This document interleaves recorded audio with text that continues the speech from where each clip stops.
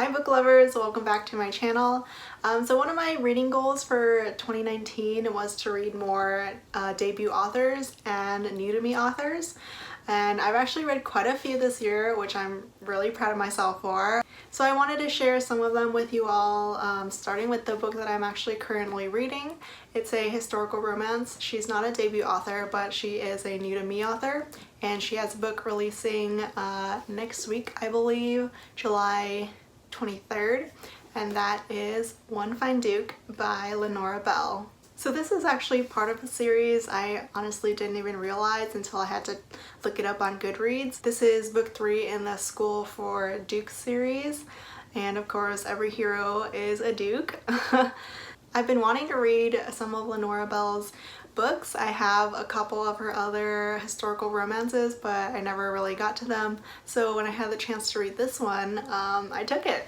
And I'm actually really enjoying it so far. I love the writing. I'm loving the characters.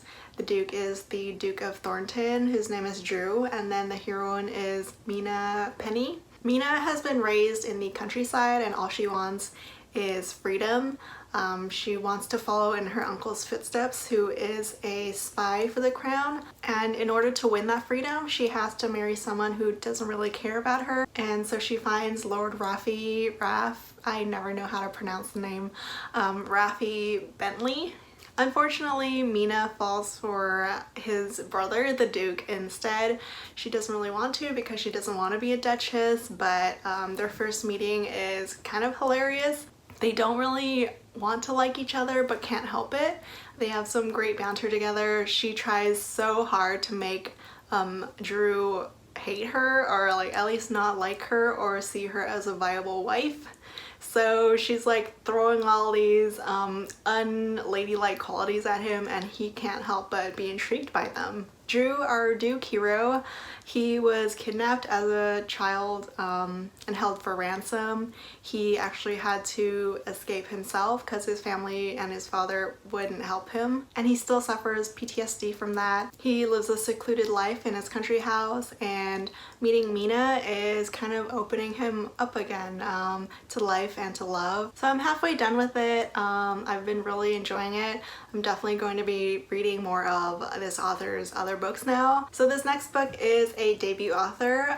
She actually released 3 books in 3 months, all back to back, which is crazy and so impressive. It's part of a series. I've only read the last 2 and I really love them. I love her writing, and that is Melonie Johnson and her Sometimes in Love series. I've only read the last 2 books. I'm planning on reading the first. So these are all standalones, but they follow a group of girlfriends who I completely adore. I almost wish that every single one of them had their own book, but unfortunately we only get 3. So book 1, Getting Hot for the Scot, the heroine and some of her friends go on a Europe trip and she meets this gorgeous Scottish man. So this is technically the actual debut of Melonie Johnson's. I haven't read it yet, but I love the characters in the next 2 books. They make great cameos in them, and the hero is a gorgeous Scottish guy with a sexy accent. So of course I'm gonna be reading this soon. So book 2 is Smitten by the Brit. We have another sexy accented hero. He is British. This had so many Jane Austen, William Shakespeare vibes. And both of these characters have to kind of choose a path for themselves, whether they want to follow what everyone else, like their family, has always told them to do, or go after what they want in life. I really adored this one. The hero is so sweet, so patient with the heroine. And if you love anything related to London, England, whatever, you have to read this book. And the third book in the series is Once Upon a Bad Boy. I wouldn't really call the hero a bad boy, really, or at least not anymore. This is a second chance romance. Sadie and Beau were, I guess, childhood friends and lovers. They dated in high school, but Beau broke up with her on prom night for no reason. It's been about 11 years now. Sadie is an up-and-coming actress and Beau is the stunt coordinator for her upcoming movie. There's a lot of great tension and chemistry in here. You can tell how much they still love each other and want each other. And this is a great clash of the classes story. Sadie comes from a rich family, Beau does not. Money is definitely one of the main conflicts within the story. I really liked how they work things out. There's also something towards the end of the story that might be controversial to some readers, but I personally loved it. I saw it as the heroine's choice, and whatever was right for her, I was behind that. It's lighthearted at times, very serious at others. It's just a really solid second chance romance. So this next author originally was an indie author, but then she published a book with Montlake. And that was the book that I read. It's That Second Chance by Meghan Quinn. This was my first time reading Meghan Quinn's book, and I absolutely loved it. Small town romances are kind of a hit and miss for me. Sometimes I love it, sometimes they just don't work for me. This one worked so well. I fell in love with the characters, all the secondary characters. I fell in love with the setting, which is small town setting in Maine. I just love the feel, the community in this story. It was written very, very well. These people are so nice and so welcoming to the heroine who moves to Maine after a really bad accident. They host like a freaking cheese and wine night. The hero's family owns a sweet shop. They take her on a tour around Maine, eating a ton of good seafood, good chowder, good whatever. This would have been a dream come true for me. I freaking love seafood and I would die to go to Maine sometime. So the whole Getting Lucky series is about a group of 4 brothers. That Second Chance is about the eldest brother, Griffin. So these brothers are supposedly unlucky in love because they got cursed during a wild night in New Orleans. Right after that night, Griffin unfortunately loses his wife, so he kind of believes in this curse, yes. And he tries to push away the heroine, but he can't help but fall for her. The highlight of this book was definitely the setting. I freaking love this small town romance. The small town was a place that I could imagine myself going to and even living in. This next book is a book that I've already mentioned in my last video on my favorites of 2019 list, and that is The Friend Zone by Abby Jimenez. I had to, of course, include it in this list because Abby is a debut author. This is a friends to lovers romance. It touches on infertility, and it was just a really heartwarming story.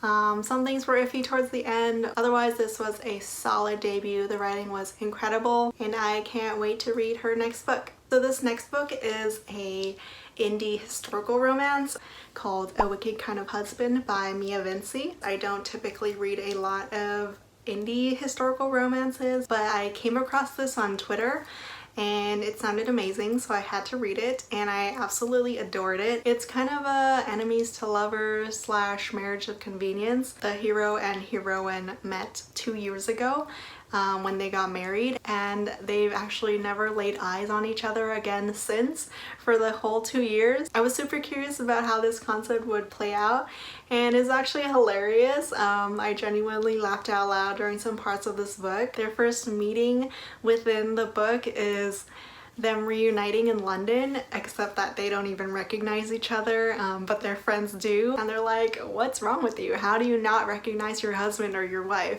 There's some great banter, amazing chemistry. I loved every single scene that the hero and heroine are in. The only reason why I didn't love it fully was just because the hero was a little too stubborn for too long for my taste. But overall, this was such a fun historical romance read. I love the characters, I love their wit and banter. The dialogue is so good. I can't wait to read more from the series. This is actually book 3 in the series, even though this is the debut from the author. I'm not sure why the author decided to release the books out of order in the book's timeline, at least, but I'm still looking forward to the rest of the books in the series. So this next author and her books are kind of a staple in the historical romance series, and yes, I've been reading a lot of new to me historical romances, which is fine by me, and that is Jennifer Ashley and her Mackenzie series, which I kind of binged after I read and loved the first book.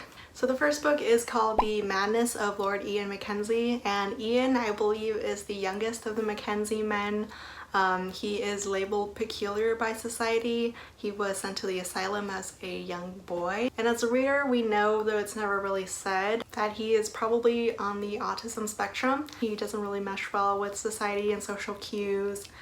So he sticks to himself and to his family, except when he meets Beth, who is a recent widow who just gained a huge fortune. She wants to do what she's never been able to do with her life, which is explore, go on an adventure. So as soon as Ian meets and sees Beth, he pretty much wants to marry her. He is quite the alpha hero, even though he is quiet and stoic. What he wants, he claims for himself, and it's quite hard for Beth to resist, of course. He is gorgeous, he is kind, compassionate, and I just love these two and the way they fell in love. And I fell in love with Ian's family. He has 3 other brothers who all get their own books.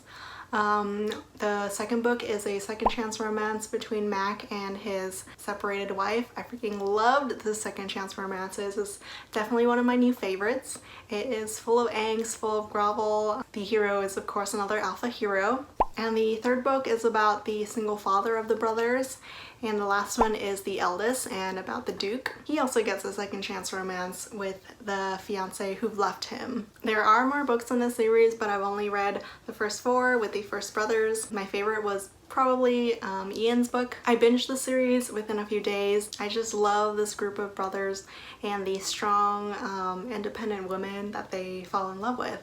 So this last book is a book that won't be released until November. I know, I'm sorry, but I couldn't help myself and had to read it, and that is the Romance Book Club by Lyssa Kay Adams. First of all, let's just look at this cover. There's a freaking mass market historical romance paperback in the back of this man's pocket. So Lyssa Kay Adams is not a debut author, but this is her first book with Berkeley Romance, and this is my first time reading her too.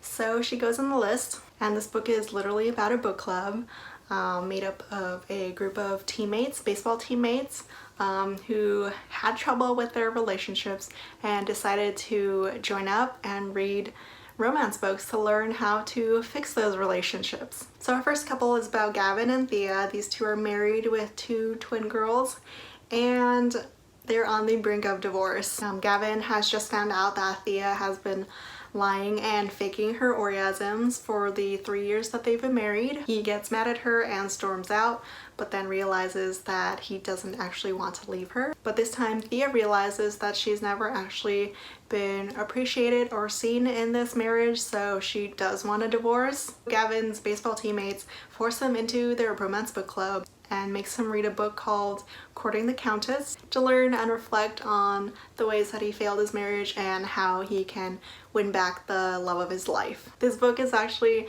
hilarious. I actually laughed out loud at so many of the scenes featuring the romance boys. There's this one scene where one of Gavin's teammates flirts with him to teach him how to flirt with his wife, and it was so funny just because Gavin was literally like, what the fuck is going on? So this was a solid second chance romance. I'd give it a 3.5 or a 4 stars just because I didn't quite love all of it. But the writing is great, the second chance romance is heartwarming. You should still get excited for this book. I love the characters, and I'm pretty sure we'll be getting more of these romance book club boys, and I'm so excited for them. So those are my favorite debut / new to me authors that I read this year. Like I said, it's a goal of mine to read more of them. I definitely have some authors in mind that I want to start reading. I hope you enjoyed this video. Leave a like and subscribe, and I'll see you next time. Bye!